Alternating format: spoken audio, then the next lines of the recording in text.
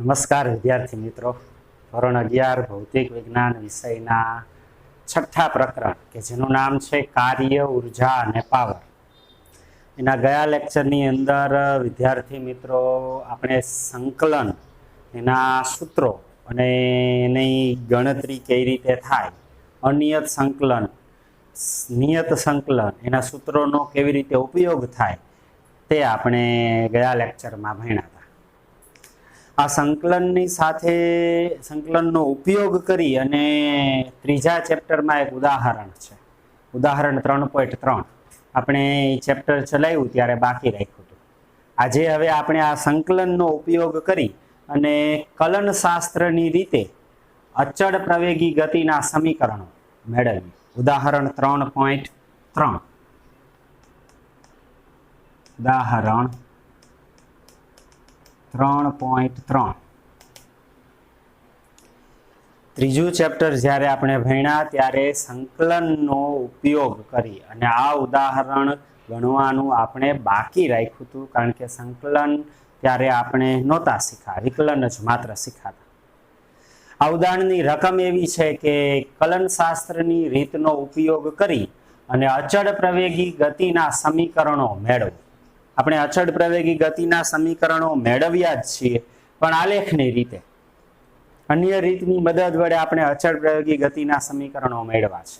જ્યારે અહીંયા હવે આપણે અચળ પ્રવેગી ગતિના સમીકરણ એ આપણે કલનશાસ્ત્રની રીતે સંકલનનો ઉપયોગ કરી અને મેળવીએ.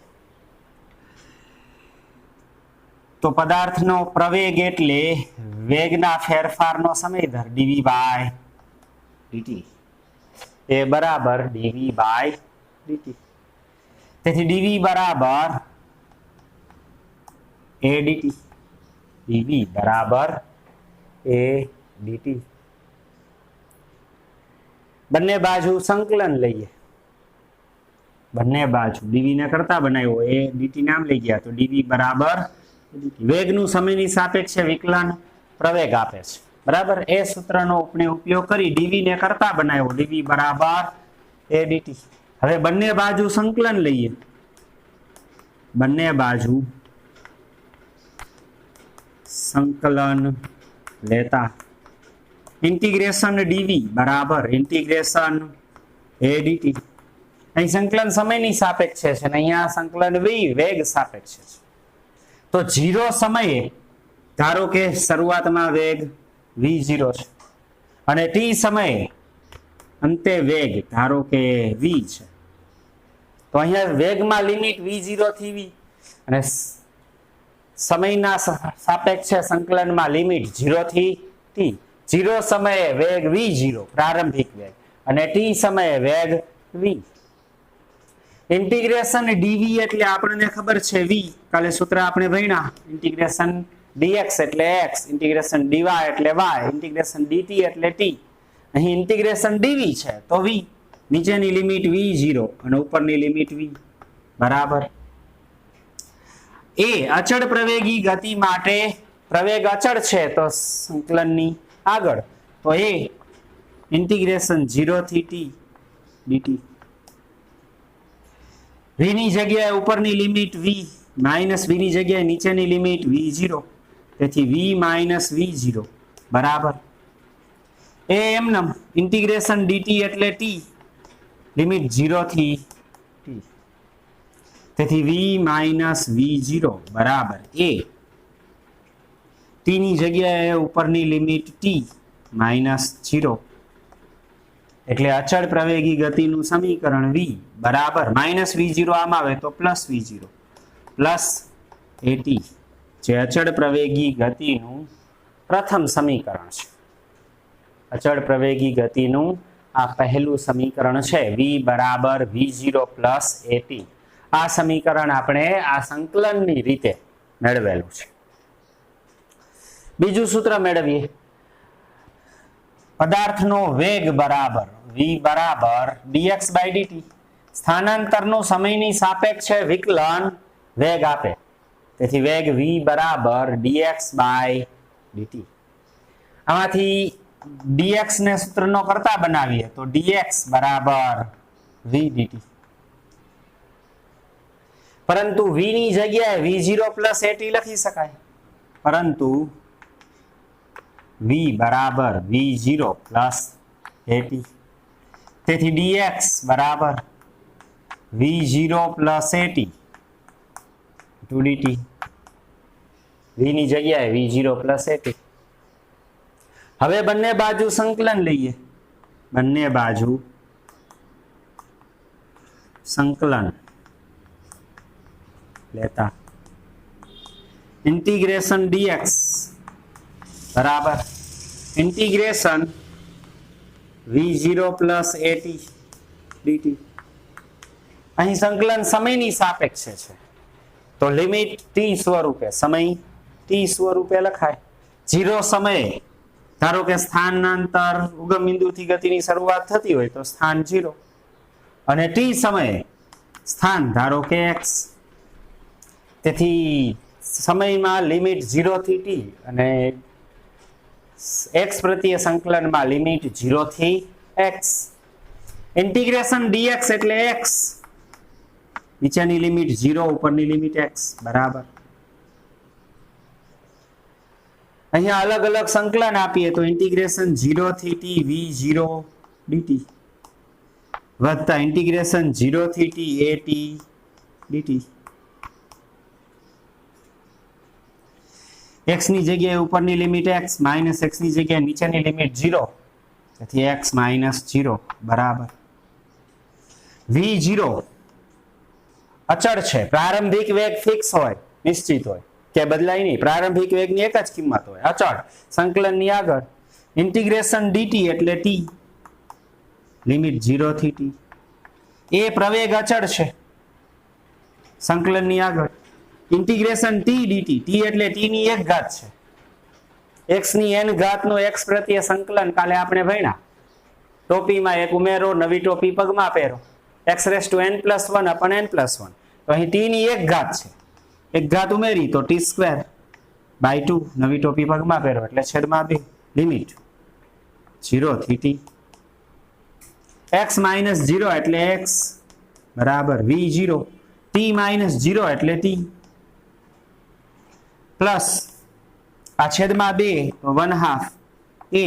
t ની જગ્યાએ ઉપરની લિમિટ t તો t² માઇનસ t ની જગ્યાએ 0 તો 0²/2 એટલે 0. તો x બરાબર v0t પ્લસ 1/2 at². x બરાબર v0t પ્લસ 1/2 at². અચળ પ્રવેગી ગતિનું આ બીજું સમીકરણ છે. હવે અચળ પ્રવેગી ગતિનું ત્રીજું સમીકરણ મેળવીએ. પ્રવેગ a બરાબર dv/dt. અહીં સાંકળનો નિયમ લાગુ પાડીએ. અહીં v નું t પ્રત્યે વિકલન, વેગનું સમયની સાપેક્ષે વિકલન પ્રવેગ આપે છે તો આમ લખીએ dv/dx into dx/dt. વેગનું x પ્રત્યે અને x નું t પ્રત્યે વિકલન નો ગુણાકાર વેગનું t પ્રત્યે વિકલન આપે. તેથી અહીંયા વિકલનનો સાંકળનો નિયમ લાગુ પાડ્યો. ટૂંકમાં dx વડે ગુણ્યા dx વડે ભાગ્યા. તેથી પ્રવેગ a બરાબર dv/dx into dx/dt. dx/dt એટલે વેગ, dx/dt એટલે સ્થાનાંતરનું સમયની સાપેક્ષે વિકલન, વેગ આપે. dx ને આમ લઈ લો તો a dx બરાબર v dv. v dv બરાબર a dx. બંને બાજુ સંકલન લઈએ તો ઇન્ટિગ્રેશન v dv બરાબર ઇન્ટિગ્રેશન a dx. અહીં સંકલન વેગ પ્રત્યે છે તો પ્રારંભમાં વેગ v0, અંતિમ વેગ v. સંકલન x પ્રત્યે છે તો પ્રારંભિક સ્થાન 0, અંતિમ સ્થાન x. v નું v પ્રત્યે સંકલન v²/2. ટોપીમાં એક ઉમેરો, નવી ટોપી પગમાં પહેરો, તેથી સંકલન v²/2, v0 થી v બરાબર. a ઇન્ટિગ્રેશન dx, એ અચળ છે, સંકલનની આગળ ઇન્ટિગ્રેશન dx એટલે x, 0 થી x v ની જગ્યાએ ઉપરની limit v square by 2 minus v ની જગ્યાએ નીચેની limit v0 square by 2 v ની જગ્યાએ ઉપરની limit v square by 2 v ની જગ્યાએ વચ્ચે નિશાની માઇનસ v ની જગ્યાએ નીચેની લિમિટ v0 સ્ક્વેર બાય 2 બરાબર a ઉપરની લિમિટ x માઇનસ નીચેની લિમિટ 0 તેથી 2 લસા તો v square minus v0 square by 2 બરાબર ax 2 નામ લઈ લો તો v square minus v0 square બરાબર 2ax જે અચળ પ્રવેગી ગતિનું ત્રીજું સમીકરણ છે v square minus v0 square બરાબર 2ax આ ત્રણેય સમીકરણો આપણે થિયરીમાં ભણી જ ગયા છે પણ અહીંયા આપણે સંકલન ભણ્યા પછી સંકલનનો ઉપયોગ કરી અને આ અચળ પ્રવેગી ગતિના સમીકરણો સંકલનનો ઉપયોગ કરી અને મેળવ્યા છે આ ઉદાહરણ 3.3 હતું બરાબર ફરી પાછા આ ચેપ્ટરની થિયરીમાં પાછા આવીએ ત્યાર પછી ટેક્સ્ટમાં થિયરી છે ગતિ ઉર્જા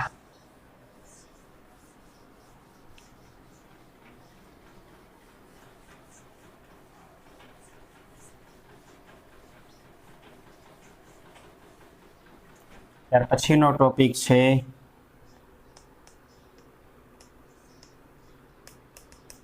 ગતિ ઉર્જા કાઇનેટિક એનર્જી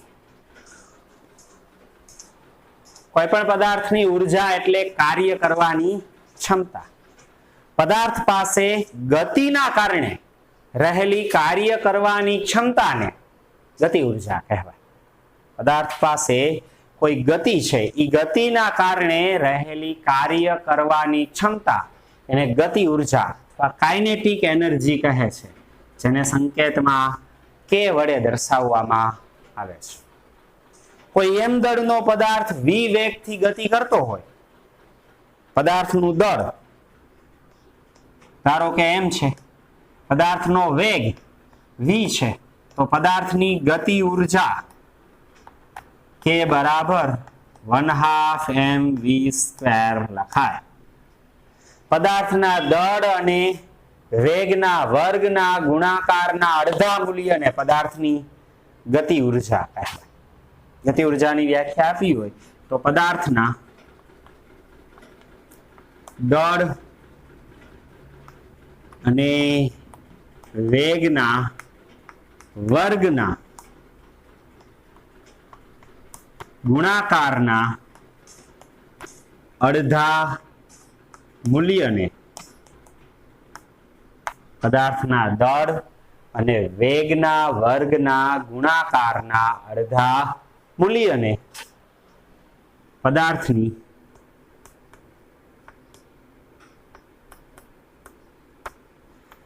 ગતિ ઉર્જા કહે છે તેથી ગતિ ઉર્જા કે બરાબર 1/2 mv સ્ક્વેર તેથી કે બરાબર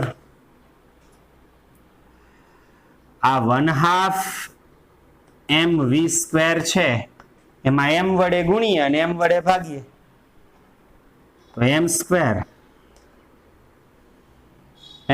v સ્ક્વેર ના છેદમાં 2m પરંતુ mv એટલે વેગમાં પરંતુ mv બરાબર વેગમાન p તો m સ્ક્વેર v સ્ક્વેર ની જગ્યાએ p સ્ક્વેર લખાય તો ગતિ ઉર્જા k બરાબર p સ્ક્વેર ના છેદમાં 2m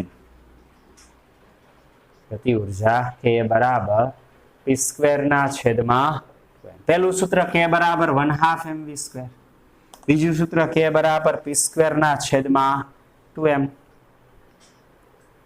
ત્રીજું સૂત્ર ગતિ ઉર્જા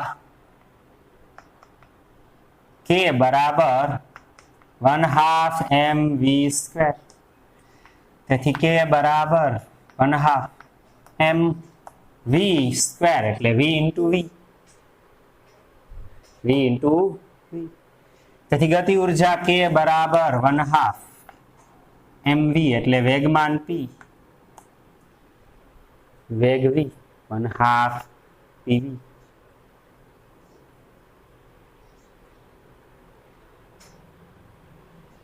તેથી કે બરાબર ગતિ ઉર્જા 1/2 pv વડે પણ દર્શાવી શકાય. આમ ગતિ ઉર્જા દળ અને વેગ સ્વરૂપે 1/2 mv², વેગમાન અને દળ સ્વરૂપે p² ના છેદમાં 2m અને વેગમાન અને વેગ સ્વરૂપે 1/2 pv. પદાર્થ પાસે ગતિના કારણે કાર્ય કરવાની ક્ષમતા એ પદાર્થની ગતિ ઉર્જા છે. જેની પાસે વધુ ઝડપ છે, જે પદાર્થ પાસે ઝડપ વધુ છે, તે પદાર્થ એ વધુ ગતિ ઉર્જા ધરાવશે. એક સરખા દળના પદાર્થોમાંથી જેની ઝડપ વધુ હશે, જેનો વેગ વધુ હશે, એની ગતિ ઉર્જા વધુ હોય છે. તેથી ગતિ ઉર્જાના ત્રણેય સૂત્ર યાદ રાખશું. કે બરાબર 1/2 mv², કે બરાબર p² ના છેદમાં 2m, કે બરાબર 1/2 pv. પદાર્થના વેગમાન વિરુદ્ધ વેગ એનો આલેખ સુરેખા મળે. કે જેમ વેગ વધે એમ વેગમાન એ વધતું છે. તેથી વેગમાન વિરુદ્ધ વેગનો આલેખ સુરેખા હોય ને એના વડે ઘેરાયેલું ક્ષેત્રફળ ગતિ ઉર્જા. બરાબર. તેથી ગતિ ઉર્જાના આ ત્રણ સૂત્રો છે. અને અનુરૂપ એક ઉદાહરણ આપેલું છે ટેક્સ્ટમાં. આ ઉદાહરણ ગણી. ટેક્સ્ટમાં માત્ર જાણકારી માટે કેટલાક પદાર્થોની ગતિ ઉર્જા ગણીને આપેલી છે. કાર જેનું દળ 2000 કિલોગ્રામ હોય, ઝડપ 25 મીટર પર સેકન્ડ હોય, તો તેની ગતિ ઉર્જા 6.3 × 10⁵ જૂલ મળે. કોઈ દોડવીર છે એ 70 કિલોગ્રામ દળનો હોય, એ 10 મીટર પર સેકન્ડની ઝડપથી દોડતો હોય, તો તેની ગતિ ઉર્જા 3.5 × 10⁵ જૂલ હોય. 1/2 mv² પરથી મેળવી શકે. આ જ રીતે કોઈ ગોળી, બુલેટ, બંદૂકમાંથી છૂટતી ગોળી માત્ર 5 × 10⁻² કિલોગ્રામ દળ હોય, 200 મીટર પર સેકન્ડની ઝડપથી ગતિ કરતી હોય, તો એની ગતિ ઉર્જા 1000 જૂલ હોય છે. હવાનો અણુ છે, એનું દળ આશરે 10⁻26 કિલોગ્રામ હોય, એની ઝડપ 500 મીટર પર સેકન્ડ હોય, તો તેની ગતિ ઉર્જા આશરે 10⁻21 જૂલના ક્રમની મળે. આમ કેટલાક પદાર્થો માટે ગતિ ઉર્જા દળ અને ઝડપ પરથી આ રીતે 1/2 mv² સૂત્રનો ઉપયોગ કરી અને કોષ્ટકમાં ટેક્સ્ટમાં માત્ર જાણકારી માટે આ ઝડપ આપેલી છે. કોઈ પણ દળ અને ઝડપ આપે તો ગતિ ઉર્જા કે બરાબર 1/2 mv² સૂત્રની મદદથી મેળવી શકીએ. ચાલો ત્યાર પછી ઉદાહરણ નંબર 6.4.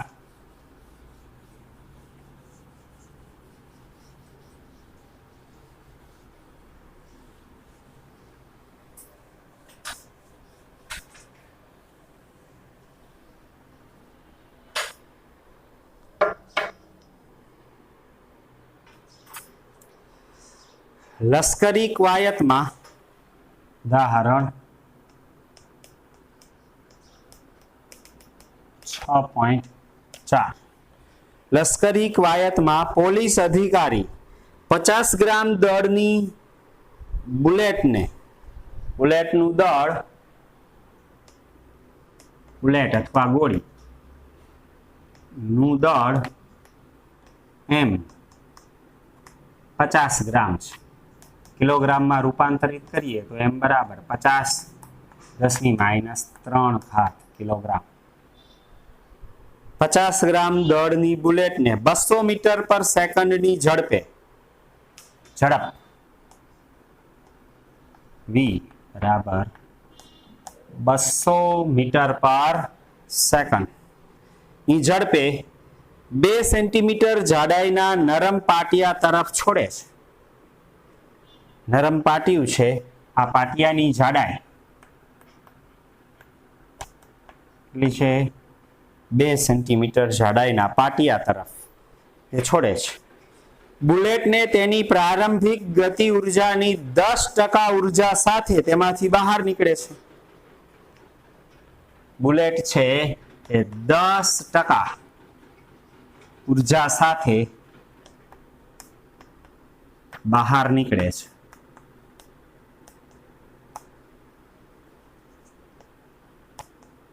પાટિયામાંથી 10% ઉર્જા સાથે બહાર નીકળે, કારણ કે પાટિયા સાથે અથડાય તો બાકીની 90% ઉર્જા છે ઘટી જશે.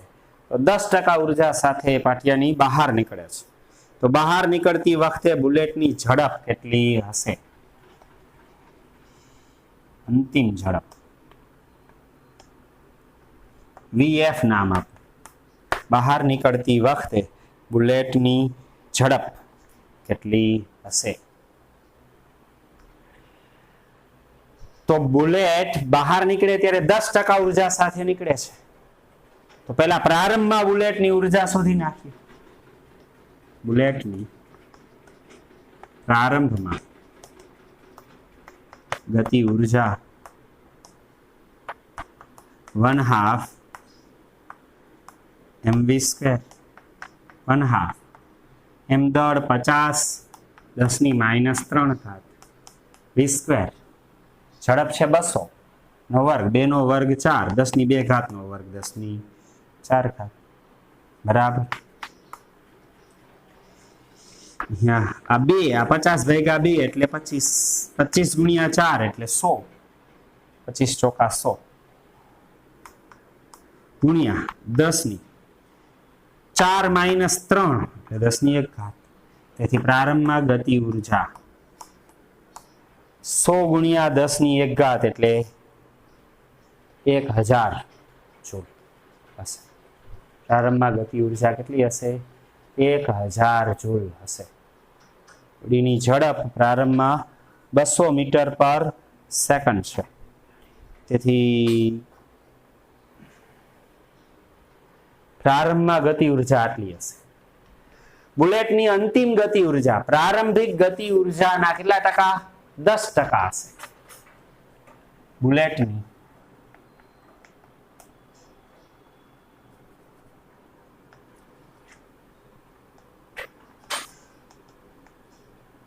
અંતિમ ગતિ ઉર્જા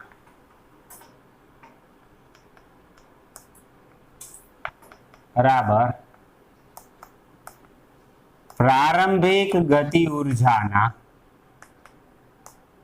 કેટલા ટકા? 10%. તો બુલેટની અંતિમ ગતિ ઉર્જા એટલે 1/2 mvf², જ્યાં vf અંતિમ ઝડપ છે. અંતિમ ઝડપ vf હોય તો અંતિમ ગતિ ઉર્જા કેટલી થાય? 1/2 mvf². પ્રારંભિક ગતિ ઉર્જાના 10% એટલે પ્રારંભિક ગતિ ઉર્જા કેટલી છે? 1000 ના 10%. તેથી 1/2 mvf² બરાબર 1000 ના 10% એટલે 1000 ગુણ્યા 10/100 એટલે 100. તેથી vf² બરાબર 2 આમ આવે 100 ગુણ્યા 2 એટલે 200. vf² બરાબર 100 ગુણ્યા 2 200 ભાગ્યા m. તેથી 200 ભાગ્યા m એટલે 50 10⁻³ 0 0 કેન્સલ. તેથી vf² 20/5 એટલે 4, 10⁻³ એટલે 10⁻3. તેથી vf બરાબર વર્ગમૂળમાં 4 ગુણ્યા 10⁻³ એટલે 4000. 4000 નું વર્ગમૂળ અંતિમ ઝડપ હશે. વર્ગમૂળ શોધીએ.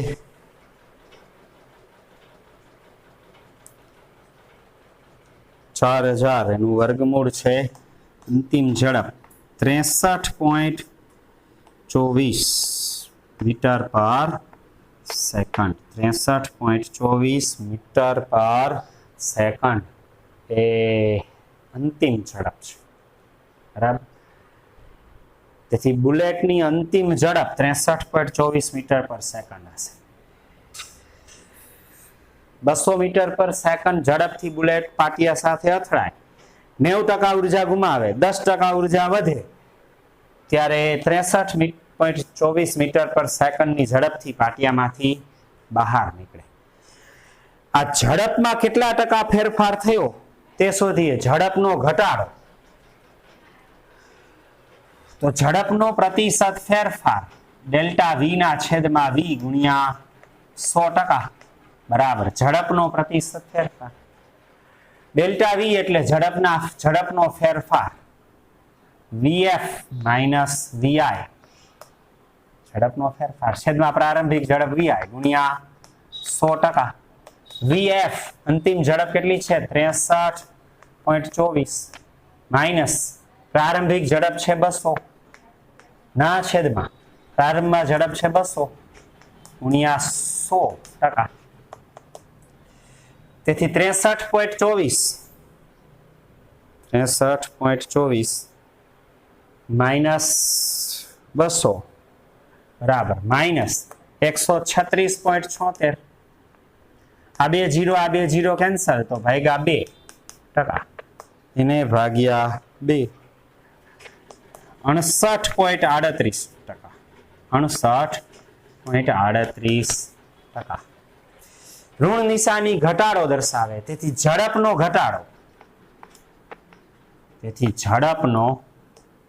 ઘટાડો. કેટલા ટકા હશે?